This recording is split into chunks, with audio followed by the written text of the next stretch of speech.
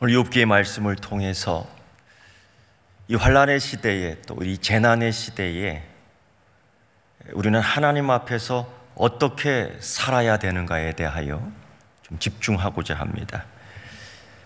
우리가 경험했듯이 지금은 엄청난 재난의 시대, 그리고 고난의 시대가 되어버렸습니다. 누구도 이 사실에 대해서, 이 사건에 대해서, 이 현실에 대해서, 이 현상에 대해서 우리는 거부할 수는 없습니다. 반대할 수는 없습니다.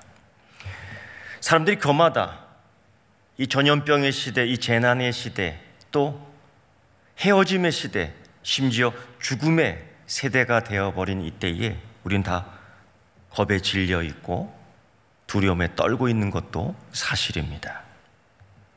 그런 가운데 우리는 어떻게 해서든지 이 사실에 대해서 믿음으로 이기고 하자, 또 어떻게든지 믿음의 해답을 원하여 고통 가운데 그래도 일어서고자 노력한다는 것은 사실입니다. 하나님을 나의 아버지라고 고백하고요, 다윗처럼 하나님 나의 산성이라고 고백하고요, 하나님 나의 방패라고 고백하고요.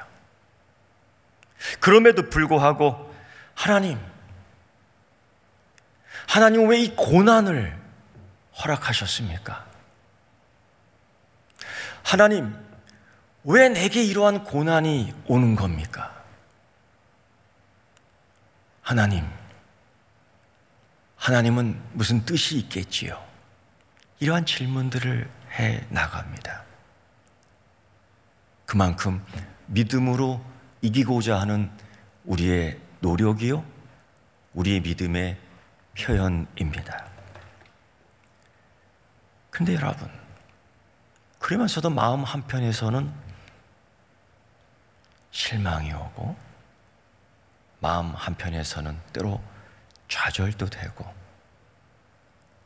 저 깊은 곳에 숨어있던 불평의 소리가 이렇게 들쳐나오면서 그것이 불신으로 변할 때가 있습니다. 가슴을 치면서 내가 이러면 안 되는데, 그러면서도 이 현실 앞에, 이 상황 앞에 우리는 주춤주춤 뒤로 물러날 때가 있다라는 것입니다. 사랑하는 성도 여러분, 우리가 함께하는 이 3일 공동체 여러분, 이런 가운데 우리는 또 다른 질문을 하나 해보게 됩니다. 아니, 이 질문을 이제는 우리는 해야 됩니다. 그동안 우리는 하나님 왜 나에게? 세상 사람은 이렇게 질문하죠. 너희 하나님이 잠자고 계시는가? 너희 하나님이 이렇게 우리에게 고난을 주는가? 우리는 이런 세상의 질문과 우리의 질문 속에서 당황할 때가 참으로 많았습니다. 그러나 오늘 시간 또 다른 질문 하나를 만들어 봅니다. 이 질문입니다. 이럴 때 우리는 하나님을 어떻게 만나야 되는가? 왜 이 고난이, 왜 이 환난이 내게? 라는 질문을 이제까지 해왔다면, 이런 질문을 우리는 이제 던져버리고 새로운 질문으로 나갑니다. 이럴 때 우리는 하나님을 어떻게 만나야 되는가? 이 질문에 우리는 답을 해야 될 것이고, 우리의 삶의 모습 속에서 보여줘야 됩니다. 사실 성경의 이야기를 보면 고난의 이야기, 재난의 이야기가 참 많이 나옵니다. 대표적으로 출애굽 여정길에 있는 이스라엘 백성들의 이야기가 그렇습니다. 사실 사흘길 광야의 길만 잘 되면 아무 문제가 없었는데, 이스라엘 백성들은 그 광야의 길이 고난의 길이고 환난의 길로 변해버렸습니다. 하나님이 주시는 만나의 사건을 통해서 하나님을 확인하고, 이것이 하나님이 주시는 은혜라고, 그 만나를 먹을 때마다 하나님께 감사하며 하나님이 주시는 그 우물 속에, 아니 그 우물보다 더 큰 생수를 마실 때마다 하나님을 찬양하고 감사해야 했음에도 불구하고 그들은 목마름에 대하여 불평하며 매일 먹는 만나에 대한 지겨움의 불평 속에서 결국 하나님을 불신하게 됩니다.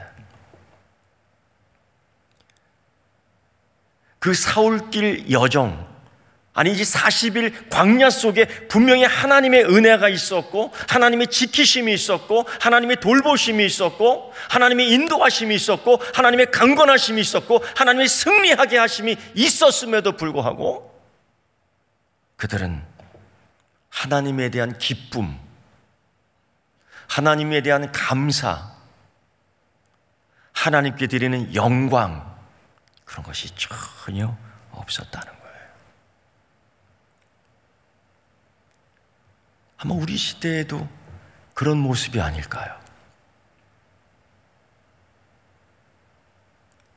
오늘 하루의 인생을, 오늘 하루의 시간을 하나님께서 인도하시고 내 삶을 하나님께서 주장하신다고 믿음에도 불구하고 우리는 이 환난 속에서 하나님 왜? 라는 질문을 자꾸 던지는 겁니다. 마치 세상 사람들이 이것도 너희 하나님이 하신 것이냐? 이런 것도 하나님이 하시는 것이냐? 라는 조롱과 비난과 모욕이 섞인 이 질문 속에서 우리는 당황하며 때로는 그와 같은 질문을 계속합니다. 여러분, 이때 우리는 뭔가 좀 달라야 되지 않겠느냐라고 생각하지 않습니까? 이 환난의 시대에, 이 재난의 시대에, 이 전염병의 시대에 그들이 그렇게 질문한다면 우리의 질문이나 우리의 대답은 그들과 좀 달라야 되지 않겠습니까? 아니, 좀 틀려야 되지 않겠습니까? 바로 이 질문입니다. 이때 우리는 하나님을 어떻게 만나야 되는가? 사도 바울은 그의 선교 사역의 삶 중심에서 아마 거의가 고난과 재난의 연속이었을 겁니다. 그의 서신서 고린도후서 11장의 말씀을 보면은 그는 자기의 고난, 자기의 재난 이야기의 경험을 그렇게 얘기합니다. 나의 수고는 넘쳐났다. 내가 이만큼 일했다라는 것이 아니라 너무 힘들었다. 옥에 갇히기도 했다. 매를 맞기도 했다. 강물에 빠져 죽을 뻔도 했다. 사람들에게 살인의 위협을 느끼기도 했다. 아니, 살인당할 뻔했다. 수고하고 애쓴 것이 너무 많았다. 줄이고 목말랐다. 병들어 죽을 뻔했다. 어떻게 보면은 이 세상의 관점으로 보면 세상 사람들이 말하는 것처럼 그러고도 하나님이 좋으냐? 그러고도 하나님을 기뻐할 수 있겠느냐? 너는 그러고도 하나님을 계속 따를 수 있겠느냐? 그 하나님이 너에게 그런 걸 주더냐? 그런 하나님을 너는 사랑할 수 있겠더냐? 그때 이 사도 바울은 이런 고백들을 합니다. 내가 부득불 자랑할 것이 있습니다. 내 약함이 자랑입니다. 네, 나는 그런 것 때문에 약해질 수밖에 없었고 나는 그렇기 때문에 그런 것들 때문에 뒤로 물러날 수도 있었습니다. 그러나 그 오히려 약함이 나를 강하게 하신 하나님의 은혜가 있습니다. 사도 바울이 후에는 이런 고백을 하죠. 내가 내 몸에 예수의 흔적을 가졌습니다. 이 재난의 시대에 우리 삼일교회와 한국교회는 이런 고백을 해야 할 것입니다. 하나님 앞에서, 온 이 세상 앞에서 우리 한국교회는, 우리 삼일교회는 약할 수 있지만 이때에도 하나님의 은혜가 여전하였고 우리는 이때에도 인도하시는 하나님을 증거할 수 있습니다. 그리고 우리는 예수의 흔적을 가졌습니다. 이 고백이 있어야 될 것입니다. 또 다른 대표적인 인물 다윗이 있습니다.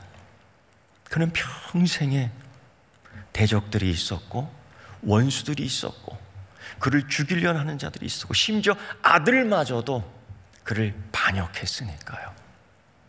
아들마저도 자기를 죽이려고 했었으니까요. 얼마나 마음이 찢어졌을까? 얼마나 마음이 아팠을까? 그래서 그가 이런 고백을 합니다. 내가 사망의 음침한 골짜기를 다닙니다. 하나님, 왜 내가 이런 꼴을 당해야 하나요? 이렇게 질문하지 않았습니다. 내가 사망의 음침한 골짜기를 다닙니다. 하나님, 내가 그렇게 잘못했나요? 이런 질문하지 않습니다. 오히려 그는 그럼에도 불구하고 주의 막대기와 지팡이가 나를 지켜줍니다. 주님의 막대기가, 주님의 지팡이가 때로는 사나운 짐승을 대적하며 때려주는 역할도 하지만 내가 곁길로 갈 때, 내가 하나님 원하는 길로 가지 않을 때 하나님이 그걸 나를 지켜주는 중심의 말씀이 된 겁니다. 그렇게 하나님을 만나가는 거죠. 그렇게 하나님을 만난 거죠. 오늘 우리가 읽은 욥의 본문에서도 욥이 이 재난, 욥의 이 고난의 대명사의 중심 인물인 그가 그 고난의 중심 속에서, 재난의 중심 속에서, 아픔의 중심 속에서, 환난의 중심 속에서 왜 세상이 질문하는 것처럼 내가 그렇게 죄를 많이 졌습니까? 세상이 질문하는 것처럼 왜 나에게 이러한 재난이 오는 겁니까?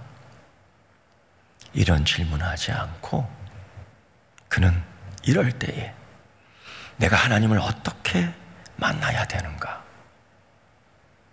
이 고난 가운데서도 내가 어떻게 하나님을 만나야 되는가? 그것을 실예로 보여준 사람입니다. 욥은 우리가 알다시피 동방의 의인이었고 세상 사람들에게도 매우 존경을 받는 사람이었으며 하나님 앞에서도 의인의 삶을 살았던 대표 인물입니다. 그런데 어느 날 갑자기 그가 감당할 수 없는 환난, 재난, 고난이 하루에 대여섯 가지나 갑자기 몰아치는데 감당할 수 없어 쓰러집니다. 갖고 있던 온 재물이 다 적들에게, 도둑놈들에게 뺏기고 자기의 종들은 살인을 당하고 갑작스런 바람에 의해서, 자연의 재난에 의하여 자기의 사랑하는 자식들은 다 한순간에 죽어버립니다. 너무나 큰 충격이었던지 온몸에 부스러움이 일어나는데 이 간지러움이라는 건 참을 수 없어. 깨진 기아장으로 온몸을 팍팍 긁어내면서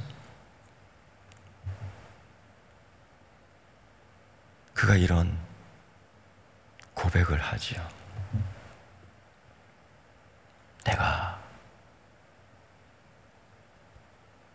내게 있어서 주신 것도 하나님인데 가져가신 것도 하나님이죠.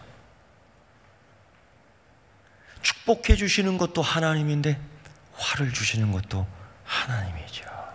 그래서 하나님의 주권을 인정하며 그 상태에서 예배로 나아갑니다. 그러니까 왜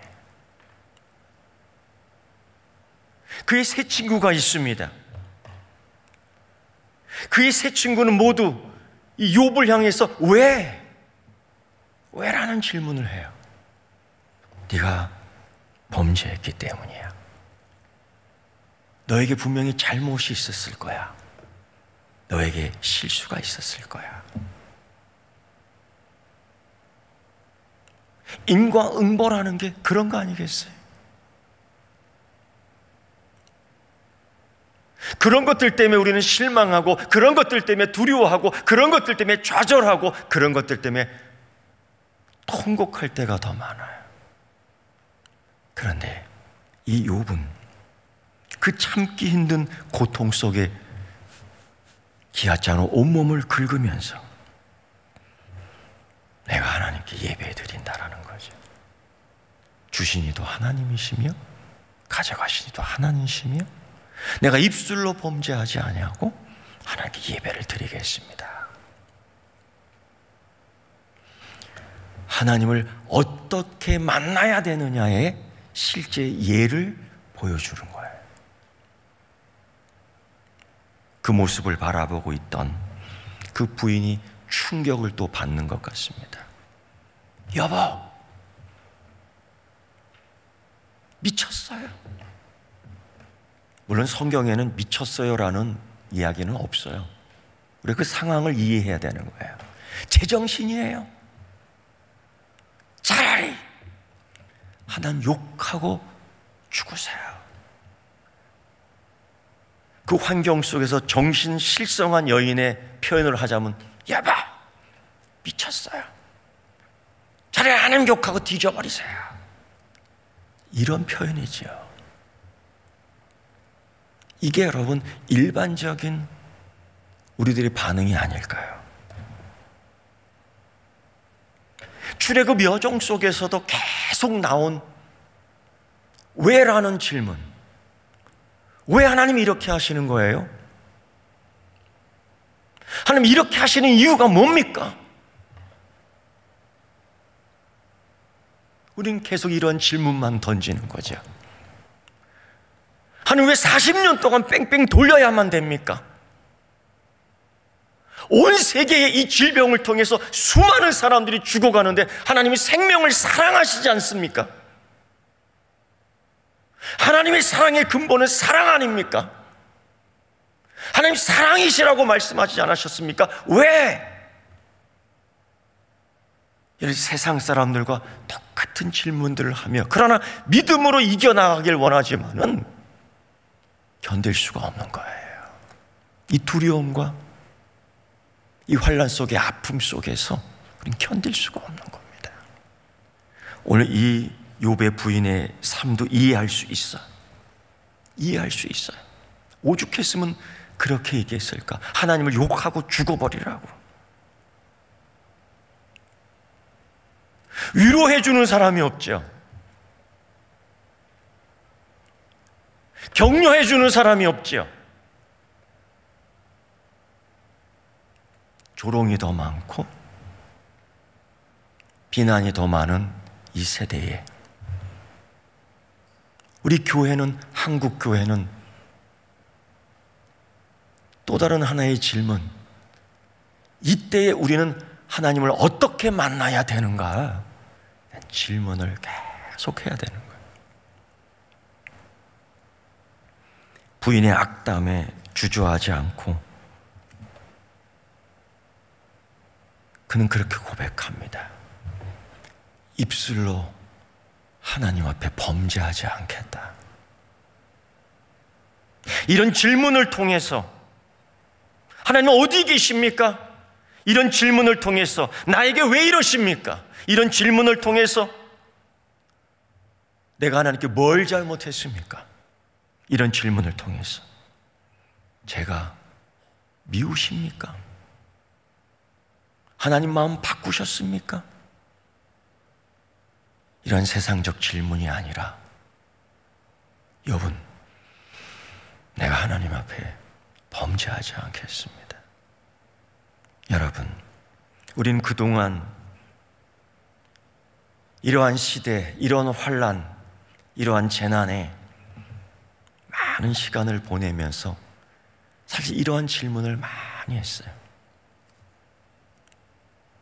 그런데 이제는 좀 다른 대답을 하기를 원합니다. 어쩌면 그동안 우리 한국교회가 하나님을 영화롭게 하지 않은 것 같아요. 어쩌면 그동안 우리 한국교회가 하나님을 너무 영광스럽게 하지 못한 것 같아. 그래서 하나님은 스스로 영화롭게 되시기에도 분명하신 하나님, 하나님은 스스로 영광 받으셔도 충분하신 하나님이셔요. 이런 믿습니까? 그래서 하나님, 우린 이렇게 대답하면 좋겠어요. 왜가 아니라 하나님, 이때에 하나님은 스스로 영화롭게 되시옵소서.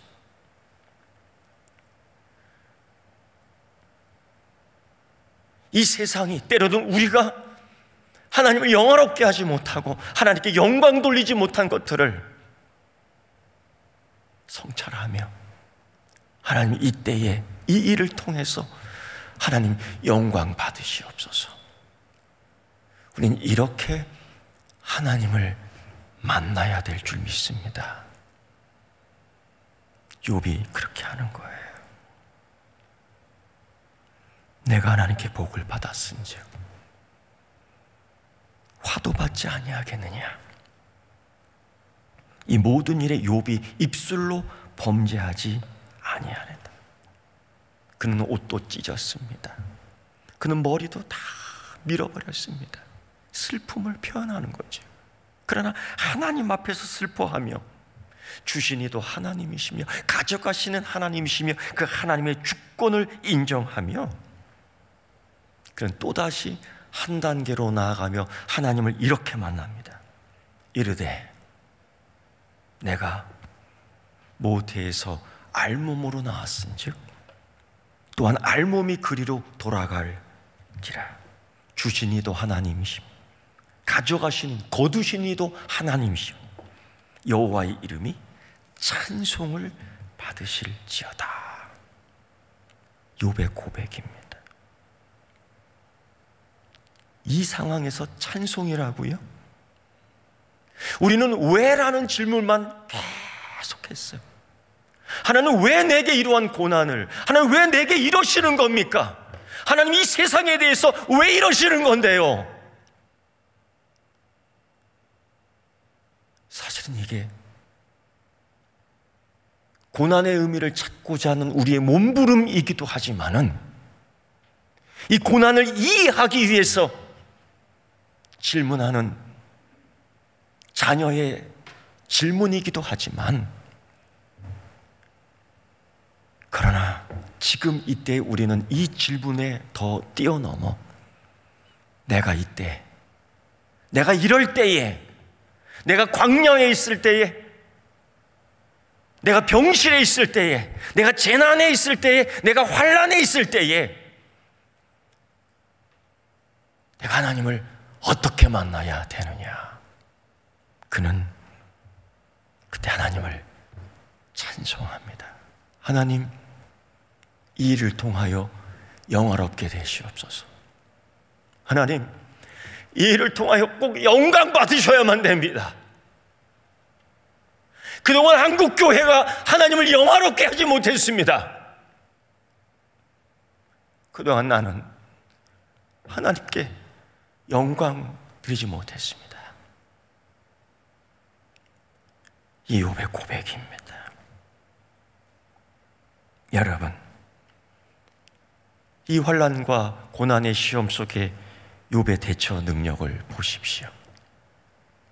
이런 위기 대처 능력을 보십시오. 그리스도인의 위기 대처 능력, 그리스도인의 위기 대처 능력 매뉴얼이 이 욥기에 나와 있는 거예요. 그는 입술로 범죄하지 않았고, 오히려 그때에 그는 하나님께 어떻게 행동해야 될 때 그는 찬송하며 예배하며 하나님께 영화롭게 하고 하나님에게 영광 돌렸다는 그 매뉴얼을 잊지 말아야 되고, 성경의 인물 가운데에 이렇게 성공한 사람들이 꽤 있습니다. 그런 걸 어떻게 할 수 있어? 내가 만약 그런 환난을 당하면, 내가 만약 그런 고난을 당한다면 나는 할 수 있을까? 여러분, 하나님이 이렇게 만난 사람들이 있습니다. 엘리사 시대의 수넴 여인이 그렇습니다. 수넴 여인의 삶을 보면 남편이 참 무심한 것 같고, 가정에 위기가 있다면, 가정에 큰 위기가 있다면 그때에 그들에게는 아들이 없었습니다. 아마 자식이 없었던 것 같아요. 결국 미래에 소망이 없다는 거지. 다음 세대가 없다는 거죠. 그의 신앙을, 그의 삶을 이어줄 후손이 없다는 거예요. 이런 절망 속에서 엘리사 선지자를 통해서 큰 은혜를 받습니다. 자녀 하나를 선물로 받는 거예요. 너무나 기뻐요. 너무 감사한 거죠. 하나님의 선물은 귀합니다. 하나님 내게 주신 은혜는 기쁜 겁니다. 그래서 그 아이를 안고 기뻐하고 감사하고 즐거워하고 예배하고 찬송하고. 그런데 여러분, 이런 것들은 어느 정도 우리가 다 할 수 있는 것 같아요. 물론 못하고 물론 안 하는 사람도 있지요. 그런데 어느 날 갑자기 이 아이가 아빠와 같이 일터에 갔다가 그 머리가 아파 참 힘들어할 때 아빠가 무심하게 그 엄마한테 가서 알아봐라, 엄마한테 가서 해결하라. 아빠가 굉장히 무심해요. 이 아이가 겨우 어머니 품에 안겨, 엄마 나 머리가 아파. 이유도 원인도 알 수 없이 엄마의 무릎에 앉아 죽습니다. 여러분, 이 아이의 죽음은 하나의 강렬한 긴장감을 일으키는 거예요. 이 죽음이라는 고난은, 특히 내가 사랑하고 내가 애지중지했던 그 자녀의 죽음은 하나님과의 관계의 긴장을 만들어주는 거예요. 왜 주셨다가 하나님 도로 가져가십니까? 왜 내게 이런 일이 일어나야 되는 겁니까? 이런 질문을 얼마든지 할 수 있어요. 일터에서 돌아온 남편은 이 아이가 어떻게 됐는지도 묻지도 않아요. 무심해요. 온 이 슬픔을, 온 이 고통을, 온 이 충격을 자기 혼자 다 몸으로, 가슴으로, 믿음으로, 감정으로 받아들일 수밖에 없는 상황이에요. 이때 이 수넴 여인이 행동한 위기대처 능력 매뉴얼을 우리가 살펴볼 필요가 있어요. 죽은 아이를 자기 집에 만들어 놓은 엘리사의 기도방에 눕혀놓고 문을 닫습니다. 문을 잠가버린 거예요. 이 죽음의 소문이 더 이상 번져나가지 않도록, 이 죽음의 소문을, 이 죽음의 현장을 남편이 볼 수 없도록. 왜? 남편이 봤을 때는 이 죽음의 현장 속에서 통곡하며 계속해서 장례를 통해서 매장할 테니까. 이 재난이 단순히 죽음으로만 이어지지 않고 장례까지 이어지며 하나님을 원망하고 불신하는 단계로 뻔히 갈 테니까 이 여인은 이 죽음이 계속 연이어가지 않도록 엘리사의 방에 죽은 아이를 펴놓고 문을 닫아버립니다. 아무도 볼 수 없도록, 아무도 들을 수 없도록, 아무도 울지 못하도록, 아무도 통곡할 수 없도록, 아무도 죽음을 계속 이어나가지 못하도록. 그리고 이 수넴 여인은 남편에게 부탁을 하죠. 여보, 내가 엘리사 선지자를 만나야 될 것 같아. 왜? 오늘은 안식일도 아니고 예배일도 아닌데 왜? 왜? 이때 이 여인이 한마디 외칩니다. 샬롬. 고난이 있었음에도 불구하고, 아픔이 있었음에도 불구하고, 죽음의 고통이 자기 중심 속에 있었지만은, 그때 그 여인이 남편에게 이 한마디 해요. 다른 거 다 필요 없어. 샬롬입니다. 샬롬을 전하기 위해 갑니다. 평강을 전하기 위해 갑니다. 누구에게? 엘리사에게. 그리고 이 여인은 엘리사 선지자에게 달려가는데, 갈멜산까지 수넴 지역으로부터 한 24km 정도, 왕복 50km 정도 달려갑니다. 얼마나 격렬하게 먼지를 일으키며 달렸던지 엘리사 선지자가 보고 자기 비서인 게하시에게 먼저 가서 물을 하는 거예요. 저 달려오는 모습이 심상치 않으니까 이렇게 물을 하는 겁니다.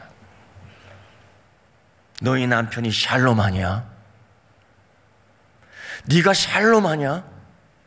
너희 아이가 샬롬하냐? 이때 이 여인은 대답해야 돼요. 이를 악물고 입술을 악물고 마음이 급하지만은 내가 이 문제만큼은 하나님에게 갈 거야. 내가 이 고통의 문제는 하나님에게서 해결할 거야. 내가 이 죽음의 문제는 하나님에게서 해결할 거야. 사람들 앞에서 얘기하지 않을 거야. 이 아픔의 소식을 세상에 전하지 않을 거야. 그는 그렇게 질문하는 게하시에게 샬롬하냐? 네 남편이 샬롬하냐? 샬롬. 네가 지금 샬롬하냐? 샬롬. 네 아들이 샬롬하냐? 샬롬. 말할 수 없는 고난 속에서도 그는 샬롬을 입술로 뱉어냄. 그리고 선지자 앞에 다다라 그의 발을 붙잡고 눈물을 흘리며 그의 머리카락을 풀어헤쳐 마치 옥합의 향기를 뿜어내며 옥합을 깬 그 여인처럼 예수님의 발 앞에 흐느껴 옵니다. 왜?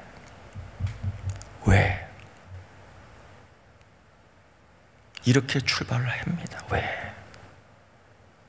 그러나 이 수넴 여인이 이렇게 하죠.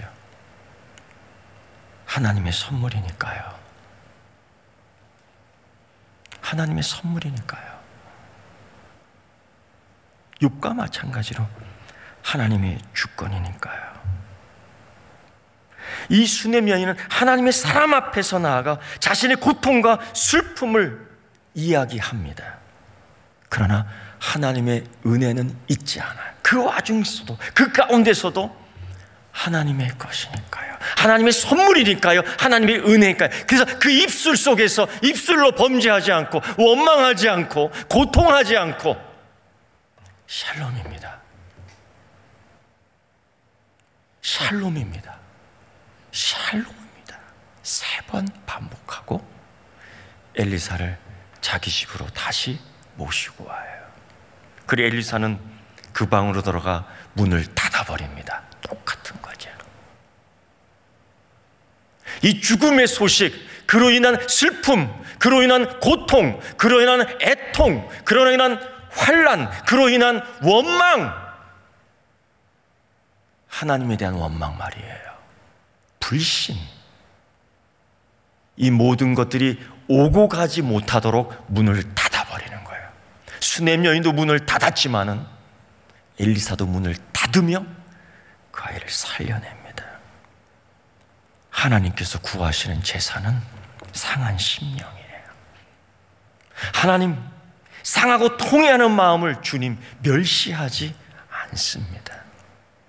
여러분, 위기대처 능력 매뉴얼이 여기 있는 거예요. 왜라는 질문 대신에 이때 우리는 하나님을 어떻게 만나야 되느냐? 욥은 예배로 만나고,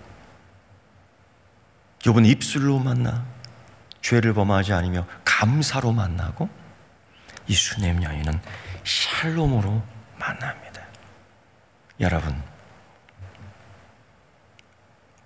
이 전염병 시대, 코로나19의 시대에 우리는 세상 사람들이 말하는 것처럼 계속 같이 말했어요. 왜? 하나님 사랑이 없으신가? 왜 나에게? 그러나 우리는 이 시대에 이제 다른 소리를 내야 돼요. 하나님, 이 사태를 통해서, 이 재난을 통해서 하나님 영화롭게 되시옵소서. 좀 다른 대답을 해야 돼. 이 한국 교회가 이제는 다른 대답을 줘야 돼. 하나님, 이것 때문에 우리가 하나님을 영화롭게 할 수 있게 하여 주옵소서. 이것으로 우리는 하나님께 은혜를 확인하고 이제 이 세상에 샬롬을 선포하게 하여 주옵소서. 샬롬, 샬롬, 샬롬. 욥이 그 샬롬을 이야기한 것처럼, 이 수넴이 샬롬을 이야기한 것처럼, 우리 한국 교회와 우리 삼일교회가 오히려 이때에 하나님께 예배와 찬송, 감사가, 샬롬이 더해짐으로 말미암아 하나님을 영화롭게 하고 하나님께 영광 돌리는 새로운 대답을 해야 될 줄 믿습니다. 사랑하는 성도 여러분, 이 한 말씀 잊지 말기를 바랍니다. 주께서 심지가 견고한 자를 평강하고 평강하도록 지키시리라. 이는 그가 주를 신뢰함이라. 왜 샬롬할 수 있어요? 왜 샬롬할 수 있는가? 야고보서의 말씀 속에서 그런 말씀이 있습니다. 내 형제들아, 너희가 여러 가지 시험을 만나거든 온전히 기쁘게 여기라. 이는 너희 믿음의 시련이 인내를 만들어내는 줄 너희가 알미라. 하나님, 이걸 통해서 이 세상 속에서도 존재케 하는, 여전히 강하고 담대하게 만드는 주의 자녀로 만드는 계획이 아닐 수 있겠습니까? 그러므로 샬롬, 그러므로 예배, 그러므로 찬송, 그러므로 감사. 이것이 여러분, 이 시대에 우리 그리스도인의 위기 대책 능력 매뉴얼이에요. 여러분, 함께 찬송하면서 우리 이제 기도할까요? 우리가 다 아는 찬송이에요. 찬양하라 내 영혼아, 감사하라 내 영혼아, 기뻐하라 내 영혼아. 다 아는 찬송이에요. 우리 찬송하면서 이렇게 기도합시다. 하나님을 영화롭게 합니다. 하나님께 영광을 돌립니다. 내 삶이 그동안 하나님을 영화롭게 하지 못했습니다. 하나님께 영광 돌리지 못했습니다. 이제 이 시간 함께 모여있는 우리 모두가 우리 한국을 통해서, 우리 삼일교회를 통해서, 이 한국교회를 통해서 이제 하나님을 영화롭게 하고 하나님께 영광을 돌릴 텐데, 하나님의 이 찬양을 하며 내 하나님을 아버지라고 다시 부르겠습니다. 찬양합시다. 찬양하라 내 영혼아.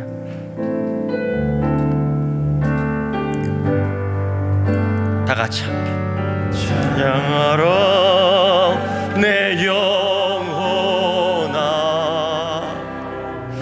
찬양하라 내 영혼아, 내 속에 있는 것들아 다 찬양하라. 감사하라 감사하라 내 영혼아. 감사하라 내 영혼아. 내 속에 있는 것들아 다 감사. 기뻐하라 내 영혼아. 기뻐하라 내 영혼아. 기뻐하라 내 영혼아.